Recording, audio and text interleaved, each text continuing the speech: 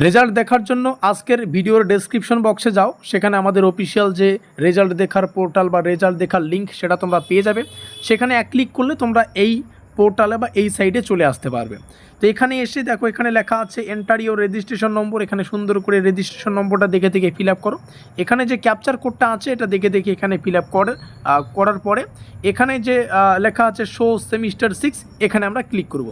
Click করার সাথে সাথে আমাদের সামনে আমাদের যে প্রভিশনাল নেট কপি মানে অনলাইনে দেখার জন্য যে রেজাল্ট সেটা কিন্তু পাবলিশ হয়েছে।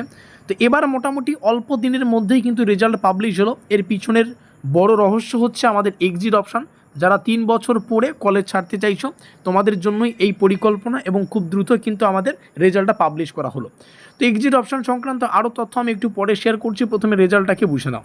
এখানে দেখো মেজর 10 থেকে শুরু করে 11, 12 এই স্টুডেন্টের পরীক্ষা মোটামুটি ভালোই হয়েছে। 29, 40 সব থেকে ভালো তো তার মেজর 11 পেপার, মেজর 12 পেপার আরও ভালো, ঠিক আছে।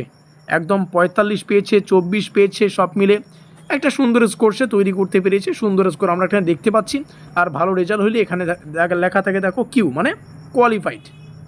আর কারো যদি উপরে যে কোনো একটা সাবজেক্টে ফেল থাকতো, কম নাম্বার থাকতো, তাহলে এখানে এই আউটকাম হিসেবে এসএনসি থাকতো। এসএনসি কথার অর্থ হচ্ছে সেমিস্টার নট ক্লিয়ার্ড। এবার চলো একটু আলোচনা করি এই রেজাল্টটা এত দ্রুত পাবলিশ হওয়ার পিছনের কারণ কি।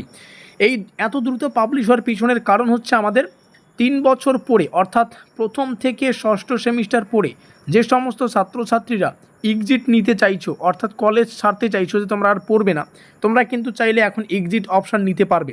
অর্থাৎ পরের যে দুটো সেমিস্টার মানে আমাদের সপ্তম সেমিস্টার এবং অষ্টম সেমিস্টার, এই দুটো সেমিস্টার কিন্তু আমাদের 4 ইয়ার আন্ডার গ্র্যাজুয়েশনের লাস্ট দুটো সেমিস্টার। এখানে অনার্স আর অনার্স উইথ রিসার্চ, HR লিখলাম, অনার্স উইথ রিসার্চ, এই দুটোর গল্প থাকে। তো সেটা আলাদা বিষয়। তোমরা যারা এক্সিট অপশন নিতে পারছো তো অবশ্যই এই রেজাল্ট থেকে এক্সিট অপশন নিতে পারবে। তবে হ্যাঁ, এক্সিট অপশনের সুবিধা তারাই নিতে পারবে যারা প্রথম থেকে ষষ্ঠ সেমিস্টারের প্রত্যেকটা সেমিস্টার ক্লিয়ার আছে, তবেই কিন্তু তোমরা এক ক্লিকে এক্সিট নিতে পারবে। এক্সিট অপশনের যে ফর্ম ফিল আপ করতে হবে, কী কী ডকুমেন্ট লাগবে, ফর্মটা তো আমরা এখান থেকে দিয়ে দেবো। যারা এক্সিট অপশন নিতে চাইছো নিচে আমাদের যোগাযোগ নম্বর দেখতে পাচ্ছ, এখানে যোগাযোগ করে ফর্মটা আমাদের কাছ থেকে সংগ্রহ করবে। তোমরা সেটা ফিল আপ করে কলেজে জমা দেবে যখন কলেজ থেকে বলবে। এটা হচ্ছে গল্প।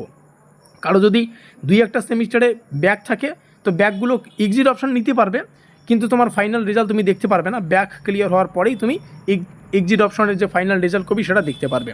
আর 4 বছরের আন্ডার গ্র্যাজুয়েশন কোর্সের যে লাস্ট দুটো সেমিস্টার, সপ্তম এবং অষ্টম সেমিস্টার, এই সপ্তম এবং অষ্টম সেমিস্টার অনেকেই পড়তে চাইছো রেজাল্ট দেখে।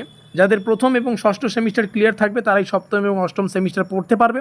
যাদের 7.5% সিজিপিএ অর্থাৎ 75% নম্বর থাকবে তারা অনার্স উইথ রিসার্চ করতে পারবে। আর যাদের 75%-এর কম নম্বর থাকবে তারা শুধুমাত্র অনার্স ডিগ্রিটা করতে পারবে। এই হচ্ছে পুরো গল্প।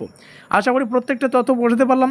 সবথেকে গুরুত্বপূর্ণ ব্যাপার, যারা এক্সিট অপশন নিতে চাইছো, কী লিখবে, ফর্ম কী, প্রত্যেকটা বিষয় জানার জন্য আমি বলবো আমাদের কাছে একটা ফর্ম রয়েছে, আমরা নিজে ডিজাইন করেছি। এটা শুধু ফিল আপ করে তোমরা কলেজে জমা করবে, তাহলেই কিন্তু হয়ে যাবে। তো চলো আমাদের কাছ থেকে যোগাযোগ করে প্রত্যেকটা নিও, সংগ্রহ করে নিও।